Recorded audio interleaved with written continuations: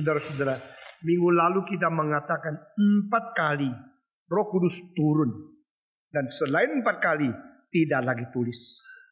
Seluruh kitab daripada para rasul hanya tulis 4 kali Roh Kudus turun. Dan Roh Kudus turun pertama kali dinubuatkan sebelumnya di Fatsal 1 ayat ke-5 dan 8 dari mulut Yesus sendiri. Nah, ini merupakan sesuatu ketepatan janji yang sudah dinubuatkan di seluruh perjanjian lama dan diingatkan oleh Yohanes Pembaptis lalu dikonfirmasikan oleh Yesus Kristus sendiri. Ini serius.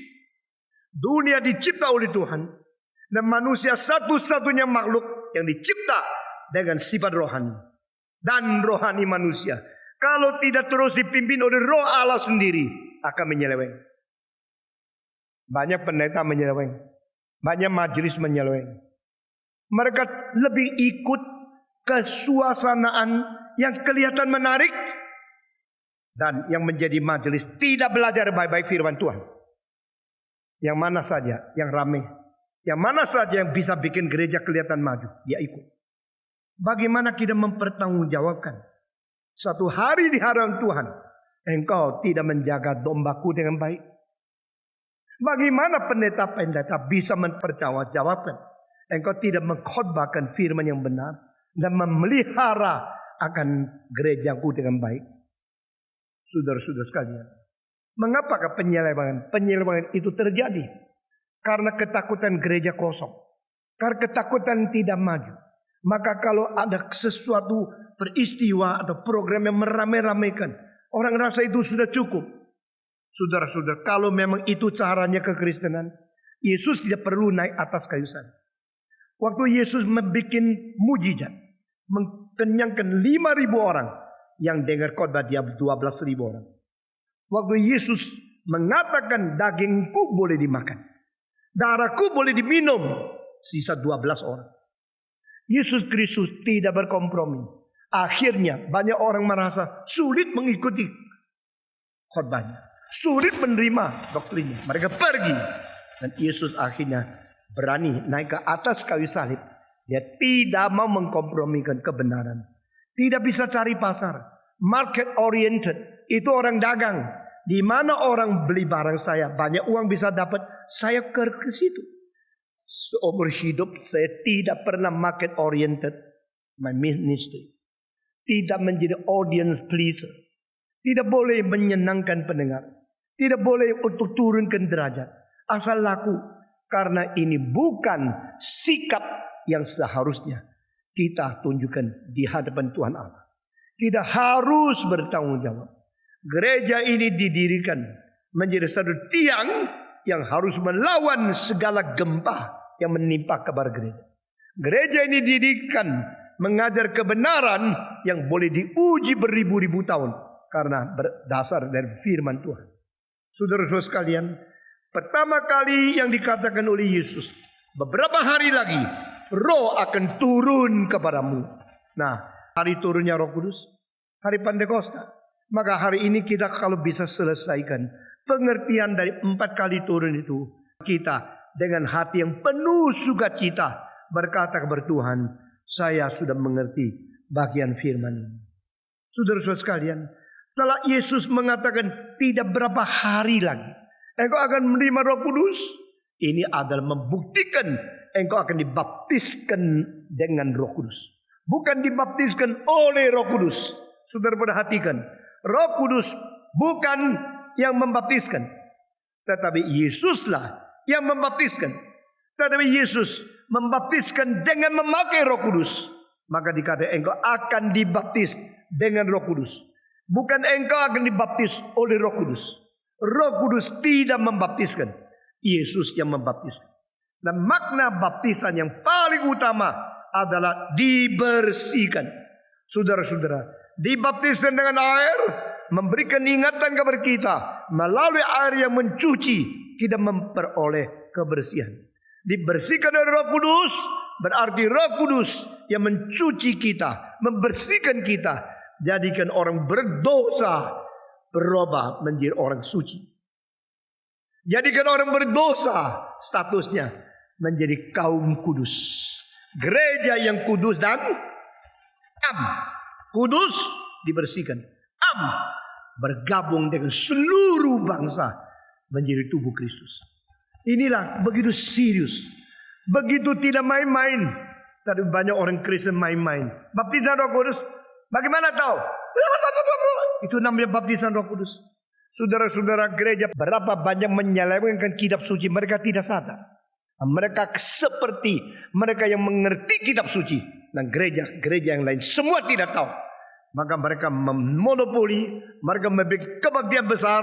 Tapi yang dikhotbahkan tidak sesuai dengan kitab suci. Itu sebab engkau yang sudah mengikut paling sedikit 6 kali terakhir ini. Dengan tema baptisan Roh Kudus. Hari ini mungkin selesai. Mungkin tidak. Kita membaca dari pasal ke-19. Saudara masih ingat sebelum? Sekarang belum baca. Masih ingat pasal berapa yang kita baca minggu lalu? Pasal ke-10. Pasal ke-10. Siapa yang pergi? Pergi ke mana? Dan yang dengar itu siapa? Jawab. Siapa yang pergi? Petrus. Pergi ke mana? Kaisaria. Siapa yang dengar khotbah dia? Cornelius dan semua kawan, sahabat, sanak saudara, family yang diundang dengan penuh hati menghauskan firman Tuhan. Tuhan berkata kepada Simon Petrus, pergilah, ada orang datang kepadamu. Dan Tuhan memakai malaikat berkata kepada Cornelius, pergilah, undang Petrus datang. Di sini kita lihat Tuhan bekerja dua pihak. Tuhan menggerakkan Petrus ke rumah Cornelius. Petrus mau pergi tidak? Dia rela pergi tidak? Jawab, dia tidak rela. Karena apa? Itu orang kafir. Bukankah Allah mencintai orang Israel? Allah menurunkan Roh Kudus kepada orang Israel. Kenapa suruh saya pergi ke orang kafir? Dia tidak rela pergi. Tetapi akhirnya Tuhan mengatakan satu kalimat, yang ku kuduskan, jangan kau anggap tetap najis. Saudara-saudara, bukan Allah berubah, juga bukan Petrus berubah, tetapi Allah merubah manusia. Manusia yang taat harus ikut. Saudara-saudara, sekali lagi saya minta saudara perhatikan. Petrus mengatakan, aku tidak pernah makan semua binatang yang najis. Ini binatang haram, saya tidak boleh makan. Tuhan mengatakan potong, makan. Tidak Tuhan. Dia tidak, kenapa? Dia setia kepada Tuhan. Dia setia kepada Tuhan sejak kecil. Dan dia tidak mau makan karena setia. Dia terus mengikuti firman Tuhan. Loh, sekarang saya taat firman-Mu. Kok kamu sendiri yang berubah? Kenapa kamu bilang tidak boleh makan semua yang haram? Sekarang engkau mengatakan silakan makan. Loh, kenapa Allah berubah? Saya tanya sekali lagi. Allah berubah tidak? Susah jawab ya. Bilang tidak boleh, sekarang bilang boleh. Berubah kan? Sekarang saya tanya lagi. Allah kalau tidak berubah, kenapa Allah suruh makan? Kalau Petrus makan, berarti Petrus berubah tidak? Berubah kan? Petrus tidak mau. Karena ini firman. Sudah cantum di Alkitab. Saya tidak boleh rubah. Tetapi Allah yang rubah. Akhirnya Allah berkata kepada dia, yang kukuduskan, jangan kau tetap anggap najis. Berarti apa? Perubahan Allah yang bekerja di dalam dunia ini. Engkau harus lihat. Banyak orang tidak mau berubah karena mereka kaku terhadap semua prinsip yang mereka pegang. Mereka terus mempertahankan konsep yang lama sehingga mereka tidak mau berubah. Tapi sebenarnya kita tidak perlu berubah. Setia kita kepada Tuhan. Dan kita jangan anggap Allah berubah karena Dia memerintahkan sesuatu berlawan dengan Alkitab. Di dalam Alkitab mengatakan tidak boleh makan. Dan sekarang Tuhan Allah bilang boleh makan. Di sini bukan Allah berubah karena yang najis sudah dikuduskan. Kalau engkau tidak melihat tindakan Tuhan, engkau tidak melihat apa yang sudah dikerjakan oleh Tuhan melalui kuasa perubahan, engkau seumur hidup tidak mengerti kitab suci. Jangan kira gampang ya. Jangan kira mengerti kitab suci gampang. Justru karena terlalu banyak pendeta menganggap kitab suci gampang. Mereka kira sudah sekolah teologi lulus, sudah boleh jadi pendeta. Begitu banyak majelis-majelis undang pendeta, asal dia lulus sekolah teologi. Boleh. Kali ini ada seorang berkata kepada saya yang sedih sekali. Pendeta-pendeta berkhotbah dengan judulnya, dengan poin 1, 2 dia. Saya cari, baru temu. Semua curi dari Google. Semua ambil daripada internet. Jadi mereka tidak mempersiapkan khotbah. Mereka melihat tema ini susah dikhotbahkan. Ya cari gampang aja. Cari di buku ada. Cari di Google ada. Cari internet ada. Lalu mereka langsung mengcopy. Kalau demikian, yang dicari itu boleh dipercaya atau tidak. Yang dia copy itu aslinya betul atau tidak. Dia tidak membedakan. Jadi orang Kristen itu terlalu baik. Di mana katanya pendeta khotbah ikut. Dengar betul, dapat betul pokoknya pendeta. Akhirnya makin banyak yang salah. Makin mendapat pendengar yang banyak. Mengajar kepada zaman ini. Harus kita kembali. Kembali kepada firman yang benar. Kembali kepada ajaran yang ketat. Kembali kepada kesetiaan yang tanpa kompromi. Saudara-saudara. Akhirnya Tuhan menang. Petrus berubah. Tuhan pergi. Waktu dia pergi, dia kaget. Begitu banyak orang sudah terkumpul. Dan mereka begitu antusias. Mereka begitu aus. Mereka begitu rendah hati. Sungguh-sungguh mau dengar firman Tuhan. Dan di situ konflik. Dia mengatakan, maafkan, saya orang Yahudi. Menurut peraturan, orang Yahudi tidak boleh bergaul dengan orang kafir. Kamu ini orang kafir. Saya tidak boleh. Tetapi karena Tuhan berkata kepada saya, dia mengulangi peristiwa dari visi yang dia lihat. Maka saya datang kepada engkau. Lalu dia mengutarakan Kristus, kematian Kristus, salib Kristus, dan Injil Kristus. Saya mau tanya, semua dengar dan jawab baik-baik. Ini lain sama Samaria. Samaria sebelum Petrus datang, orang Samaria sudah mendengar Injil tidak? Sudah. Dengar Injil siapa? Tuhan Yesus. Melalui siapa? Filipus. Mereka mendengar Injil, percaya tidak? Percaya. Mereka dengar Injil sudah dibaptiskan belum? Sudah. Dibaptiskan dalam nama Yesus. Dibaptiskan oleh siapa? Oleh Filipus. Tetapi Rasul mengatakan tidak cukup. Engkau sudah mendengar Injil. Engkau sudah percaya. Engkau dibaptiskan. Tapi belum menerima Roh Kudus. Tidak cukup. Ditumpang tangan. Lalu Roh Kudus turun. Nah, orang itulah kamu sudah Kristen. Sudah dibaptiskan. Sudah menerima Yesus. Sudah jadi orang Injili. Sudah percaya. Nah cukup. Maka orang tumpang tangan. Berdasarkan pasal 8. Sekarang saya mau counter.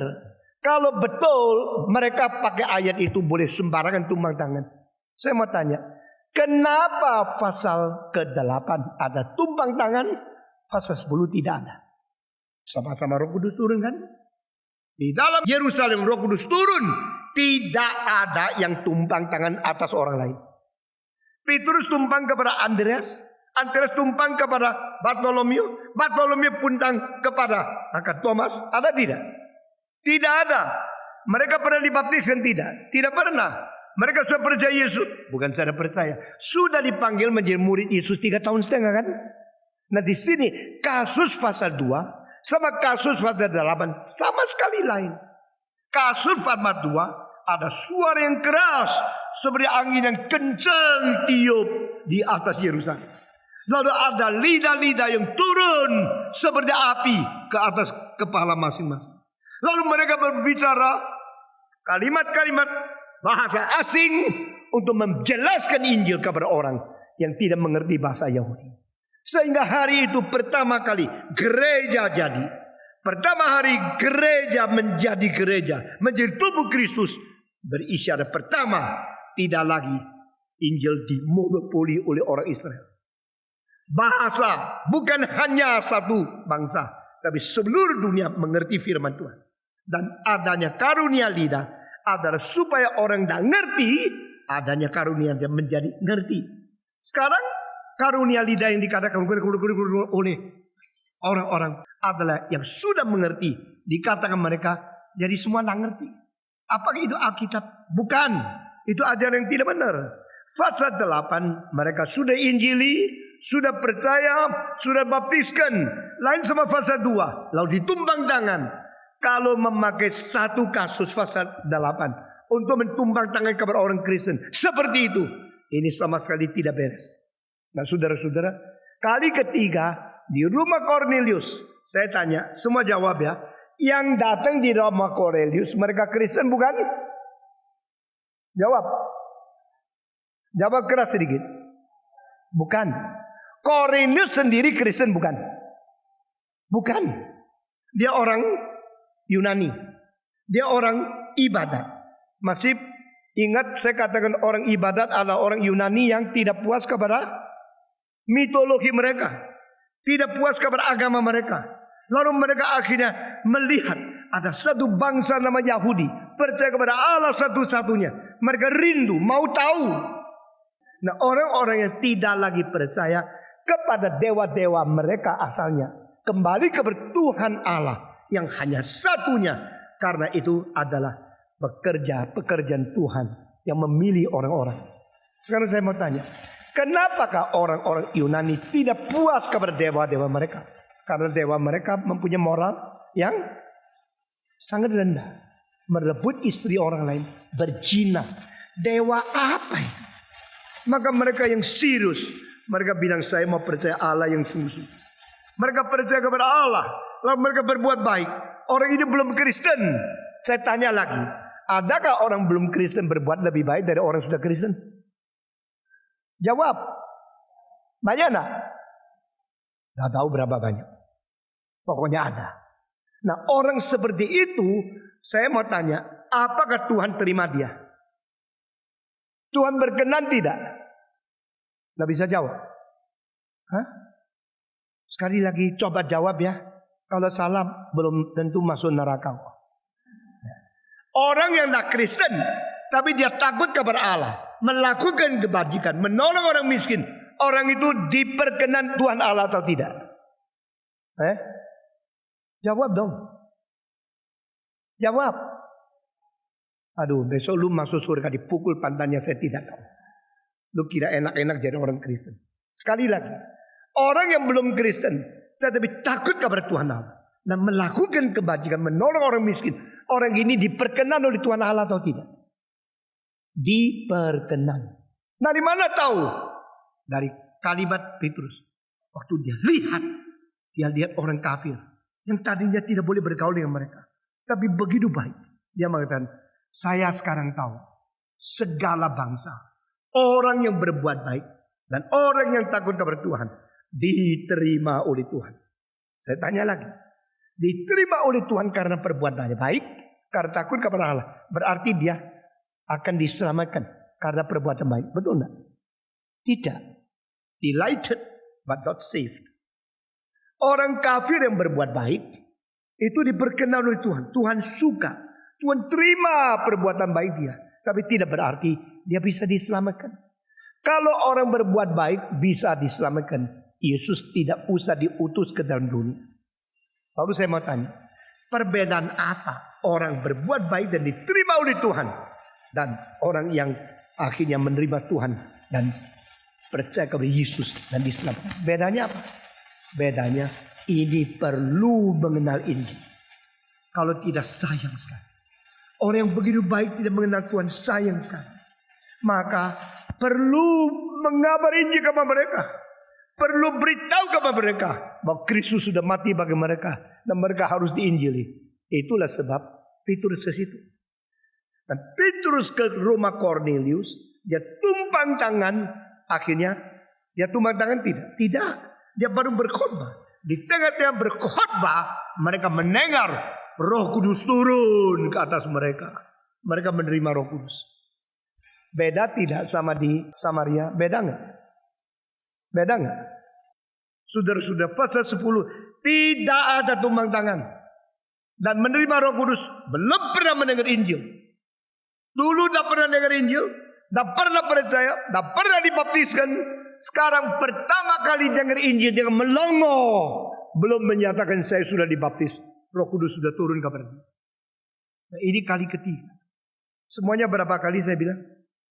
4 kali. Pertama kali Petrus sendiri menerima Roh Kudus. Kedua kali orang Samaria menerima Roh Kudus.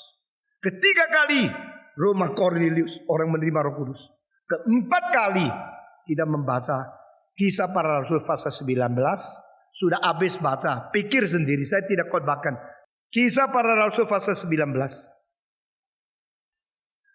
Saya akan baca pelan-pelan supaya engkau tidak lolos sembarangan. Ingat satu kalimat terus satukan. Ketika Apolos masih di Korintus, Paulus sudah menjelajah daerah-daerah pedalaman dan tiba di Efesus. Jadi Paulus di mana sekarang? Efesus. Dia di situ didapatinya beberapa orang murid, yaitu orang yang sudah mau belajar, mau menjadi murid orang Kristen.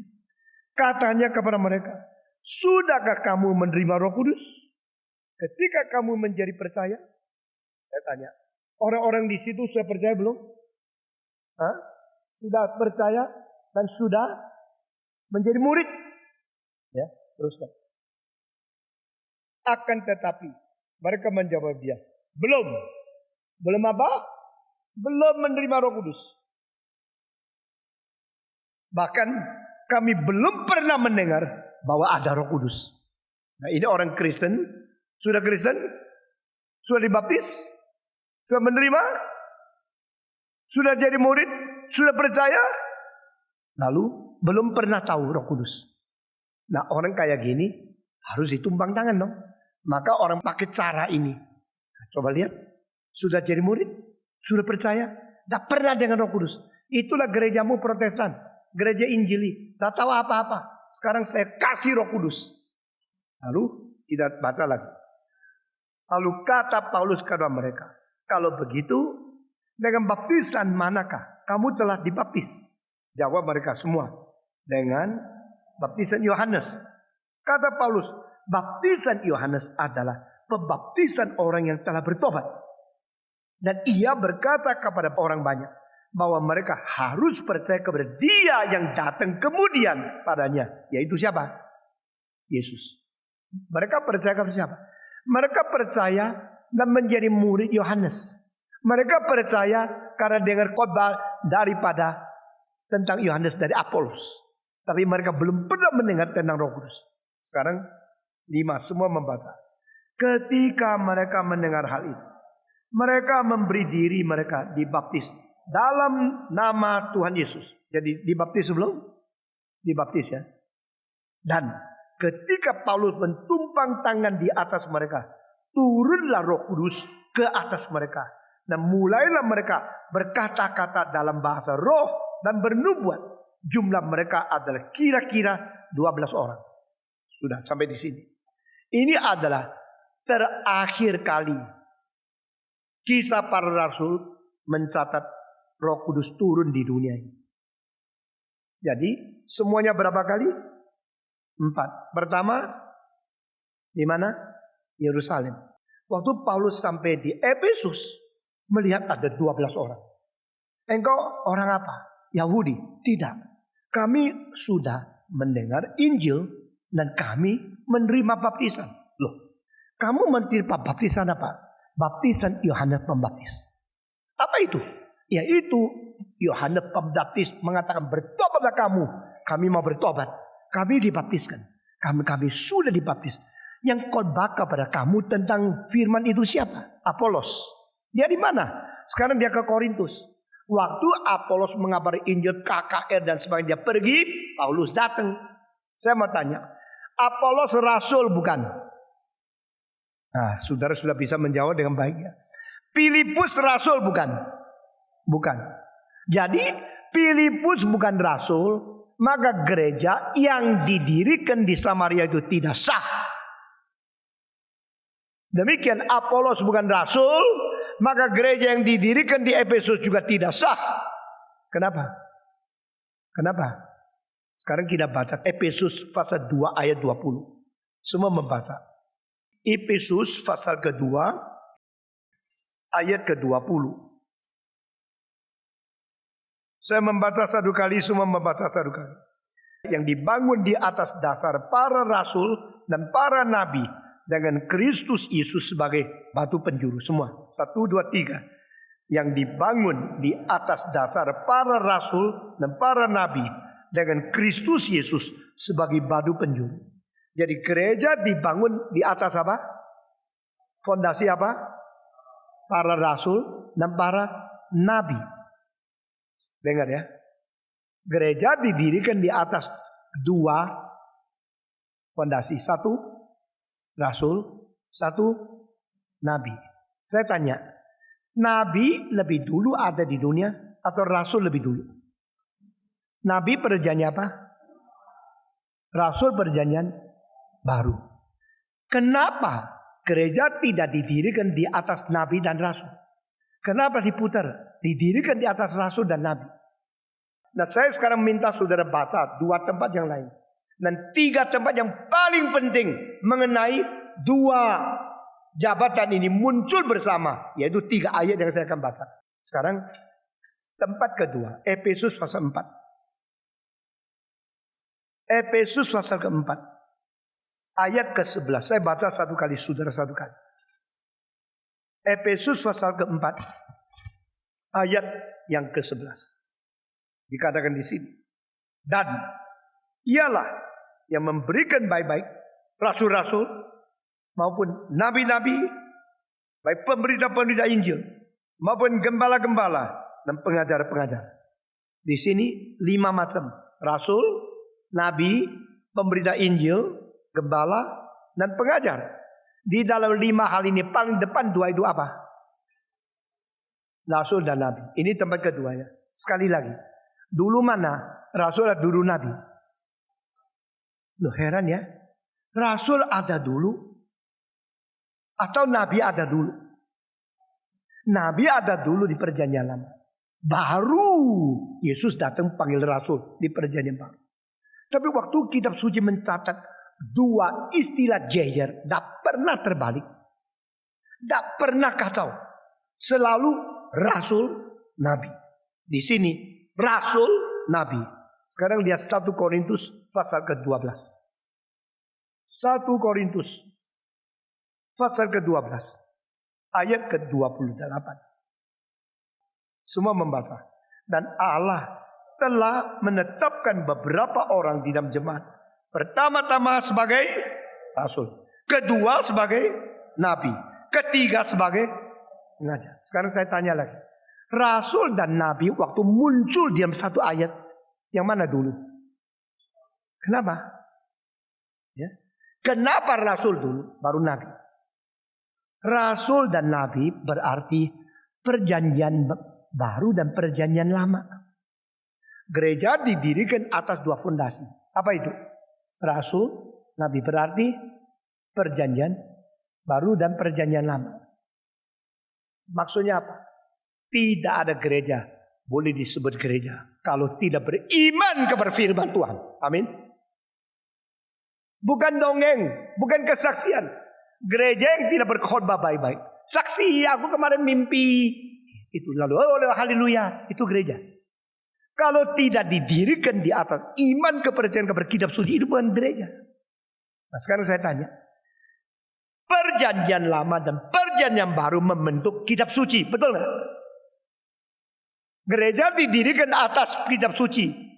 Jadi gereja harus percaya kepada wahyu Tuhan di dalam perjanjian lama dan perjanjian baru. Betul tidak? Kenapa di sini 3 kali ya? Efesus 2:19, Efesus 4:11. Dan 1 Korintus 12:18. Engkau sudah baca sendiri kan? 3 kalinya tidak boleh berubah. Tidak boleh urutan salah. Harus apa dulu? Rasul. Baru nabi. Kenapa? Mau jawabannya? Kunci mengenal perjanjian lama. Harus melalui perjanjian baru. Kunci mengenal perjanjian lama. Harus mengenal melalui perjanjian baru. Engkau bilang, ini pun kenapa? Silakan tanya ya. Jadi orang Kristen jangan ikut-ikutan.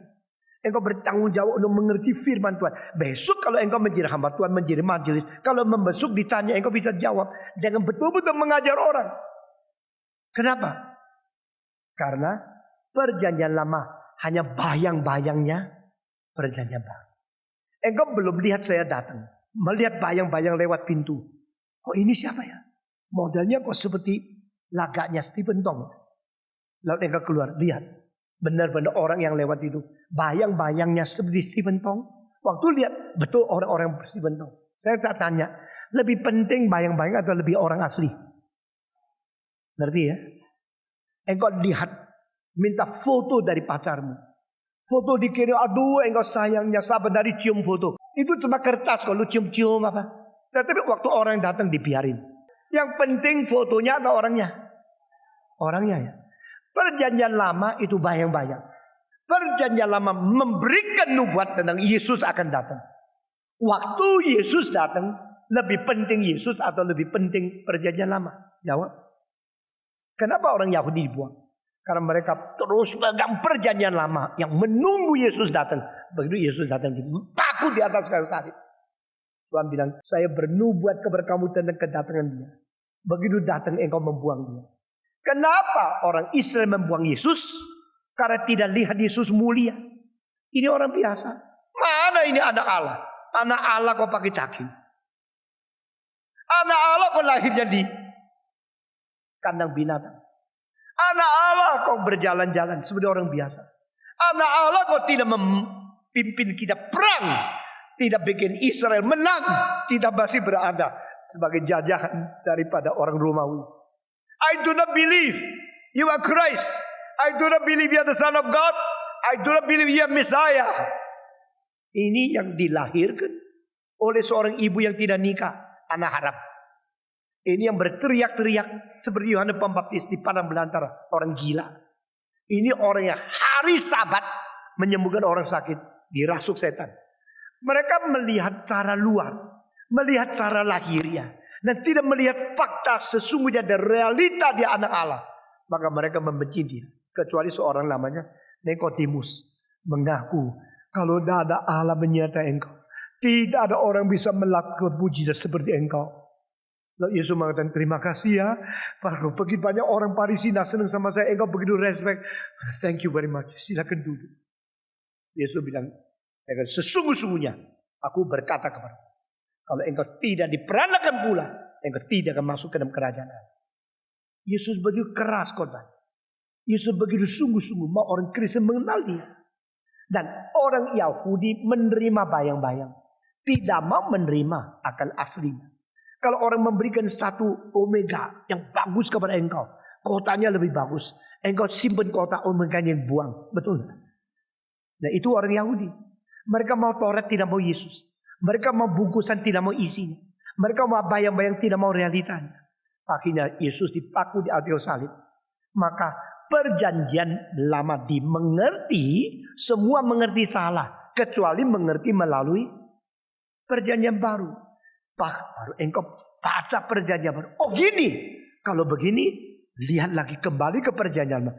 Oh gua baru tahu, di dalam Yesaya pasal 53 sudah dinubuatkan. Yang dikatakan oleh Tuhan Allah kepada Adam dan Hawa, bahwa ular akan berperang dengan benih perempuan. Benih perempuan, siapa itu? Yaitu Yesus yang dilahirkan oleh anak darah Maria. Yesus yang dilahirkan bawa perempuan. Ini benih perempuan. Maka orang tidak melalui perjanjian baru, tidak mungkin mengecap perjanjian lama. Itu sebab perjanjian baru ditulis oleh Nabi atau Rasul. Maka Rasul harus utama. Ngerti? Sayang ya kalau engkau sudah menjadi orang Kristen berpuluh-puluh tahun, prinsip-prinsip ini tidak tahu. Engkau tetap melayani Tuhan sudah Kristen. Saya lihat banyak orang Kristen kasihan sekali. Banyak majelis kasihan sekali. Seumur hidup ke gereja nyanyi, nonjolkan diri sebagai majelis. Tapi tidak ngerti. Akhirnya ditipu gampang. Pokoknya ada acara baru ikut. Tetapi firman Tuhan yang ketat, yang dari kekal sampai kekal tidak berubah. Engkau tidak ngerti. Saya sekali lagi katakan, saya dirikan gereja, mau gereja bersungguh-sungguh setia kepada Tuhan. Saya dirikan sekolah teologi, mau murid saya betul-betul mengerti. Kalau tidak, jangan jadi murid saya. Saya tidak ingin gereja yang besar orang banyak, tapi semua tidak ngerti apa-apa. Lalu menipu diri saya sudah lama jadi orang Kristen. Karena gereja didiri di atasnya apa? Rasul dan Nabi. Di dalam fondasi Rasul dan Nabi ada satu hal yang mengikat dua ini. Siapa? Kristus sebagai batu penjuru. Itu batu penjuru itu apa? Tembok dari sini dan tembok dari sini ketemu. Itu bisa lepas. Tetapi ada satu batu yang mengikat tembok dari sini dan dari situ. Di paling dasar. Itu namanya batu penjuru. Batu penjuru yang mengikat kedua. Dan sehingga tidak bisa rombak. Tidak bisa sembarang jatuh. Itu namanya batu penjuru. Siapa itu? Yesus. Christ as the cornerstone. To combine the Old Testament and the New Testament. Both are witnessing the salvation, redemption, atonement only accomplished by Jesus Christ, the Son of God. Yesus Kristus sebagai batu penjuru yang menggenapi rencana Allah yang tercantum di dalam perjanjian lama sebagai nubuat, tercantum di dalam perjanjian baru sebagai penggenapan penjelasan. Dia adalah batu penjuru itu. Itu sebab kenapa Samaria sudah ada orang begitu hebat mengabari Injil, ribuan orang bertobat, KKR-nya selalu sukses. Yerusalem tidak cukup, harus utus Petrus ke situ. Karena apa? Karena Filipus bukan rasul, ngerti? Karena Filipus bukan rasul, gereja yang didirikan oleh dia tidak sah. Harus rasul yang pergi. Lalu Petrus pergi, tumpang tangan untuk menerima Roh Kudus. Nah, sah. Gereja itu didirikan di atas rasul dan nabi. Nabi sudah tidak ada, nabi sudah mati semua kan. Tapi melalui rasul mengenal nabi, melalui perjanjian baru mengerti akan perjanjian lama. Gereja ini sah dan mereka menerima Kristus. Oke, sudah jelas pasal 8. Pasal 19, Apolos bukan apa? Rasul. Paulus rasul enggak? Harus Paulus pergi untuk mengesahkan dia. Yang mencilaka. Gereja tidak ada rasul. Cuma ada Stephen Tong.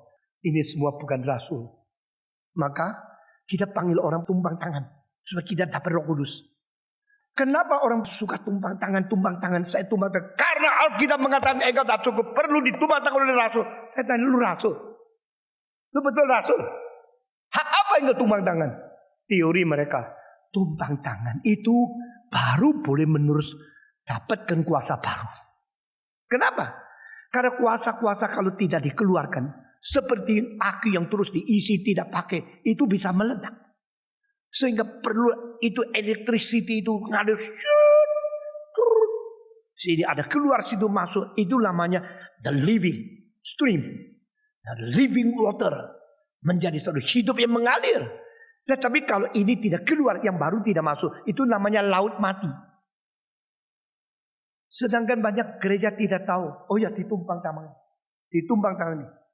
Ada seorang tumpang tangan atas tangan saya. Saya biarin. Dan dia setelah dengan laporan saya tentang ketidakberesan, dia sesuai itu dia kira dia tumpang tangan saya akan jatuh ke belakang. Lalu dia baru lu tahu ya ada Roh Kudus. Saya biarin tumpang. Selesai amin, saya lihat dia. Dia sendiri heran, kok dah jatuh ya? Kenapa dah jatuh? Dalamnya ada beton, mana bisa jatuh? Sudah cukup kuat, mana bisa jatuh? Dia sampai sungkan sekali. Di Bandung ada seorang, dia orang yang pintar sekali. Umur 26 dapat gelar doktor. Dari Upper State, New York, Syracuse University. Saya kenal pribadi. Tapi orang ini karena terlalu baik. Dan ingin mendapatkan kemajuan. Belajar ini, belajar itu. Saya lihat dia 6 tahun beda 3 tren. Tahun 70. Dia tumpang tangan ke atas istrinya. Minta Tuhan kasih Roh Kudus kepada istri. Supaya bisa sehati sama dia. Padahal dia robah 3 kali dalam 6 tahun. Waktu dia tumpang tangan ke istrinya. Dalam nama Yesus. Mau dia dapat Roh Kudus.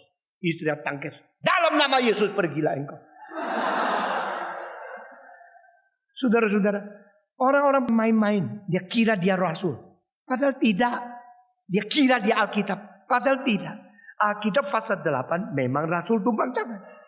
Dan orang-orang itu sudah dibaptis, sudah percaya. Tapi belum dapat Roh Kudus. Kenapa belum dapat Roh Kudus? Nanti saya tanya lagi ya. Pasal 10. Tidak ada Roh Kudus. Bahkan tidak ada Injil. Tidak pernah mendengar Kristus. Lalu Petrus pergi ke situ. Tidak tumpang tangan. Hanya berkhotbah. Mereka dapat Roh Kudus. Sehingga mau dapat Roh Kudus harus tumpang tangan? Tidak. Setelah baptiskan masih perlu tumpang tangan dapat Roh Kudus? Tidak. Jadi pasal 2 kasusnya lain. Pasal 8 kasusnya lain. Pasal 10 kasusnya lain. Pasal 19 kasusnya lain. Kalau engkau mempelajari baik-baik 4 tempat, jangan cuma 1 tempat, engkau tidak gampang ditipu. Tapi terlalu banyak gereja tidak ngerti. Pokoknya ada yang baru. Oh, apalagi angkat engkau menjadi pengurus. Engkau rasa kepake. Saya tadi pagi mengatakan, di gereja reform banyak orang pintar tidak dipakai. Karena kita bukan untuk membagi kursi. Kita bukan tempat untuk menonjolkan diri. Di sini tidak ada bos. Pendetamu juga bukan bos. Pendetamu kerja lebih berat dari pendeta yang lain. Lebih berat daripada pelayanmu. Sehingga aku berani menjadi pemimpinmu. Lalu kita sama-sama menjunjung Kristus sebagai bos. Amin. Kita sama-sama mengerti firman Tuhan dengan ketat dan taat. Amin. Tidak ada aku menjadi bosmu, tidak. Lalu kita taat firman Tuhan. Jangan sembarangan mengikuti orang lain. Banyak orang di gereja sudah jenuh, sudah bosan. Lalu pergi ke tempat lain diangkat menjadi pengurus, menjadi penting. Langsung keluar uang, langsung melayani di situ. Seperti di situ rumahnya. Sense of belonging comes to you simply because you have power, have the opportunity to show off yourself. Gereja bukan tempat entertainment. Gereja bukan tempat show off. Gereja bukan tempat demonstrate your gifts. Gereja bukan tempat untuk menjadi engkau pamerkan sifat bosmu. Gereja adalah tempat semua orang berbakti, berlutut, taat kepada Tuhan, junjung tinggi kemuliaan Kristus, dan baik-baik mengikuti firman. 4 kali Roh Kudus turun. Kali keempat turun di Efesus dan tidak ada Petrus. Saya tanya, fase 2 ada Petrus enggak? Jawab. Fase 8 ada Petrus enggak? Fase 10 ada Petrus enggak? Fase 19? Kenapa ya? Engkau enggak pernah ya diajak pikir sampai mendalam begini kan? Dulu cuma baca-baca puji Tuhan, amin. Sudah baca berapa kali? Ini kali mengajak engkau masuk telusuri sampai ke sumsumnya. Saya tanya, kenapa pasal 19 itu untuk orang kafir? Tidak pakai Paulus, pakai Petrus. Jangan lihat saya, jawab. Mengapa Roh Kudus turun kepada orang kafir? Pertama kali di siapa? Di atasnya Cornelius. Waktu itu kenapa tidak pakai Paulus, pakai Petrus? Bukankah Paulus itu rasul kafir? Ngerti? Di pasal 9. Aku mengutus engkau pergi untuk orang kafir. Aku mengutus engkau menjadi rasul kafir. Kalau Paulus sudah diangkat oleh Tuhan Yesus menjadi rasul kafir, kenapa Tuhan tidak pakai dia untuk memulai turunnya Roh Kudus kepada orang kafir? Siapa berani jawab? Kalau Paulus yang pergi ke rumah Cornelius, berarti Petrus khusus hanya di Yudea, Samaria. Paulus yang pergi ke tempat orang Yunani, orang kafir. Gereja menjadi 2. Tapi Tuhan mengatakan Petrus itu yang pergi. Berarti baik kepada orang Yahudi, baik kepada orang Yunani. Yang menyetujui itu sama orangnya. Sehingga gereja itu kudus dan am. Tidak tergantung satu bangsa. Gereja itu kepada seluruh dunia. Nah ini pengaturan Tuhan. Tapi saya mau tanya, kenapa 3 kali ada? Sampai kali keempat Petrus tidak diutus, utus Paulus. Nah ini lebih sulit dijawab. Karena sudah cukup. Dari permulaan fondasinya kuat, Petrus sekaligus menginjil orang Yahudi dan sekali menurunkan Roh Kudus kepada orang kafir. Lalu dia sekarang boleh diganti oleh Paulus. Paulus menjadi rasul kafir. Terus mengabarkan Tesalonika, Filipi, Galatia, Kolose, Korintus. Terus dia pergi. Menjadi yang diutus ke ujung bumi. Maka 4 kali ini fase 2. Fase 10, fase 8, saya putar ya. fase 2, lalu fase 10, lalu fase 8, fase 19. Ini 4 kali membuktikan apa? Membuktikan orang Yahudi dan orang kafir itu harus dirubah dulu. Orang Yahudi dulu, maka 28. Orang kafir 10-19. Tetapi yang 10 ini adalah orang kafir di daerah Yahudi.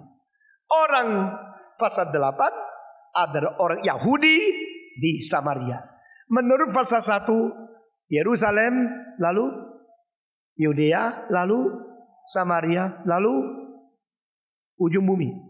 Menurut urutan Yerusalem, Yudea, Samaria, terbalik. Karena apa? Karena geographical order sama tribal order itu harus dipisahkan. Alkitab begitu ketat, tidak main-main.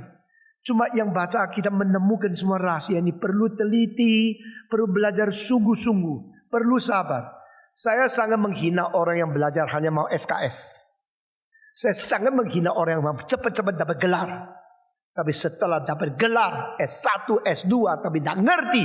Sampai mati pun tidak pernah ngerti. Dan dia menipu gereja. Gereja kira dia sudah hebat. Tadi pagi saya berkhotbah di gereja. Saya mengatakan dari permulaan. Gerakan ini tidak mementingkan nama. Tidak mementingkan gejala. Tidak mementingkan gelar. Tidak mementingkan SKS. Maka pada waktu Paulus pergi. Tanya mereka. Engkau sudah percaya? Percaya. Kalau menerima Roh Kudus? Tidak.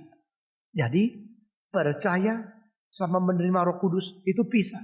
Kalau begini, waktu Paulus tanya kalau begini berarti tidak beres dong. Yang kau baptisan itu terima baptisan apa? Oh, kita menerima baptisan daripada Yohanes Pembaptis.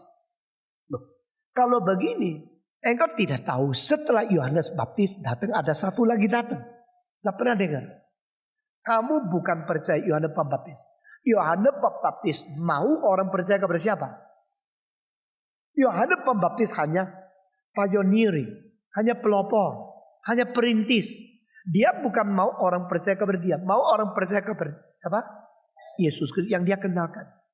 Maka Petrus, Andreas, Yohanes sebelum menjadi murid Yesus pernah menjadi murid siapa?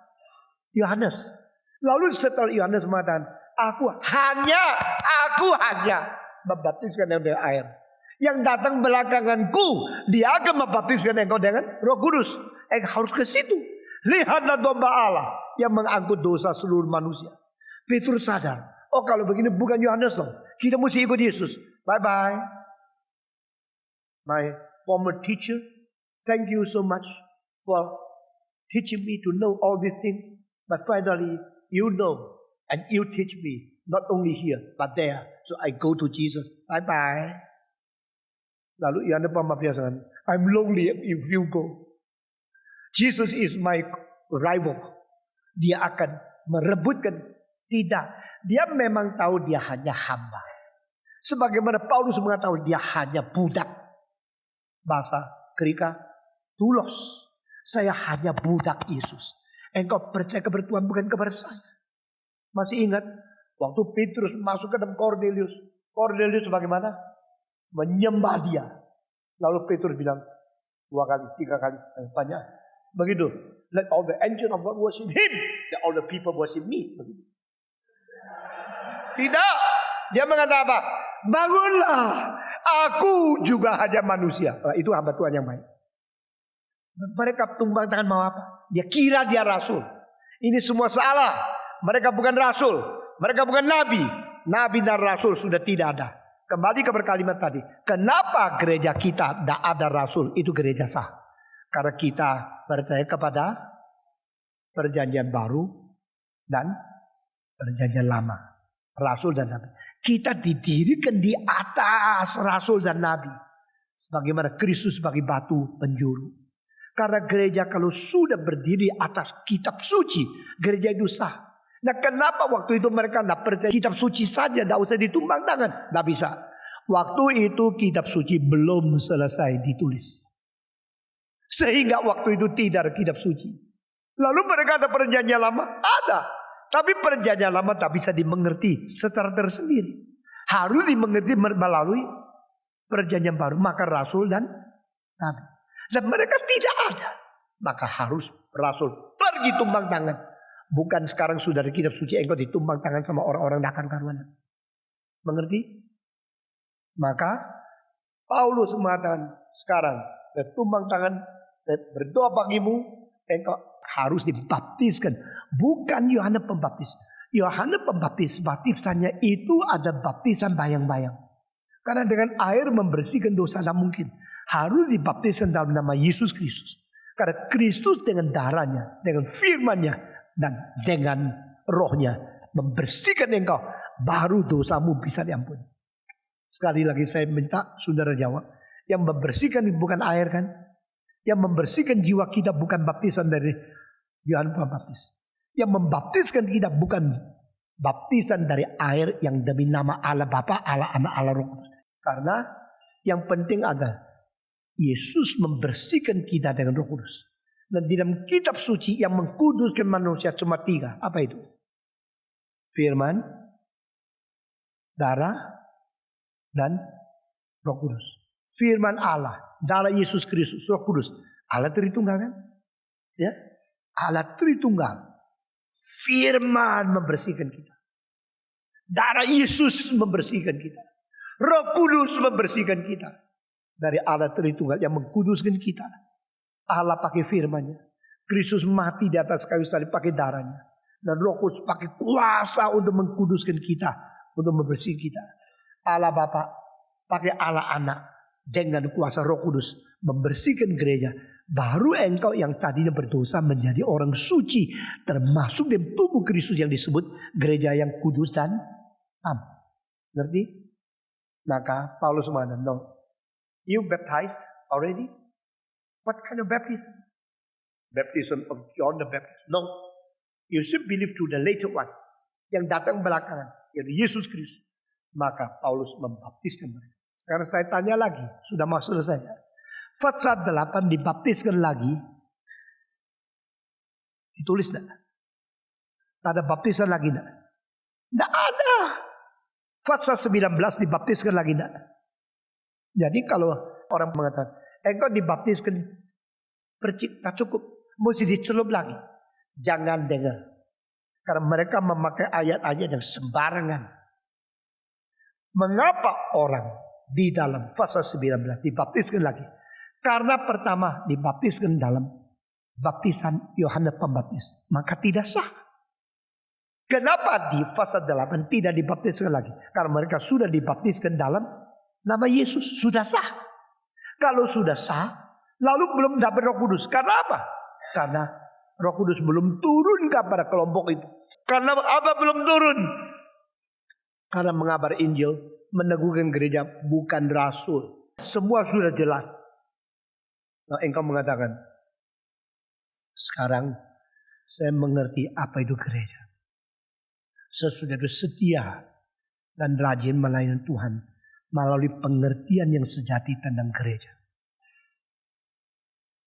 Tadi pagi seorang dokter datang kepada saya. Saya minggu depan sudah lulus katekisasi, dokter yang baik sekali. Saya dibaptiskan di sini. Tapi bukan dibaptis, atestasi. Saya tanya, dulu gereja mana? Dia menjawab, saya di gereja itu besar sekali. Kenapa you mesti pindah ke sini? Dia menjawab, karena firman Tuhan. Saya tanya dia, di situ tidak firman Tuhan. Dia bilang ada, tapi sembarangan. Lalu hati saya kosong sekali. Apakah saya perlu minta surat pindah gereja itu ke sini? Saya bilang, iya dong, harus dong. Saya sudah minta, ada yang tidak mau kasih. Ada yang tanya, kenapa lu mau pindah? Dia menjawab, habis saya sudah di sini 13 tahun. Imannya tidak pernah tumbuh. Pengertian firman tidak tahu mengerti. Cuma ikut-ikut gong-gong 13 tahun. Seorang lain lagi berkata, Patong, saya sudah pernah menjadi majelis di gereja lain 20 tahun. Akhirnya saya setelah mengerti firman, baru saya sadar. Dulu saya tidak tahu jadi majelis apa. Hanya karena saya sedikit uang lebih kaya dari orang lain. Dipilih jadi majelis. Tapi saya sendiri tidak pernah mengerti firman Tuhan dengan baik-baik. Saya tidak mau Anda menjadi orang Kristen seperti itu.